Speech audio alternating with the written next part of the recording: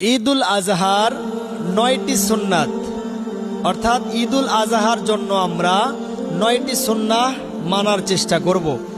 ১ number সুন্নাহ হলো তাকবীর পাঠ করা, আল্লাহু আকবার আল্লাহু আকবার, লা ইলাহা ইল্লাল্লাহু আল্লাহু আকবার ওয়ালিল্লাহিল হামদ। ২য় নাম্বার সুন্নাহ হলো ঈদের দিনে যারা কুরবানি দিব, আমরা ঈদের দিনের প্রথম খাবার যেন কুরবানির গোশত দিয়ে হয়। এটা আল্লাহর নবীজি সাল্লাল্লাহু আলাইহি ওয়াসাল্লাম সুন্নাহ বলেছেন। ৩য় নাম্বার হলো ঈদের দিনে গোসল করা। ৪র্থ নাম্বার উত্তম পোশাক পরিধান করা। ৫ম নাম্বার ঈদের শুভেচ্ছা জানানো, তাকাব্বালাল্লাহু মিন্না ওয়া মিনকুম।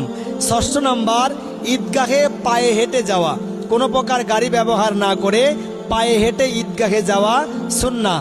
আর ৭ম নাম্বার হলো এক পথে ঈদগাহে যাওয়া এবং অন্য পথে বাড়িতে ফিরে আসা।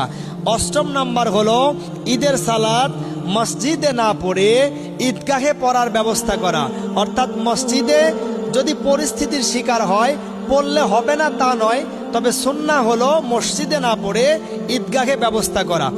আর ৯ম নাম্বার সুন্নাহ হলো মেয়েদেরকে ঈদগাহে আসার ব্যবস্থা করে দেওয়া। আজকাল আমরা মেয়েদেরকে দূরে রাখতেছি, কিন্তু না, এটা হলো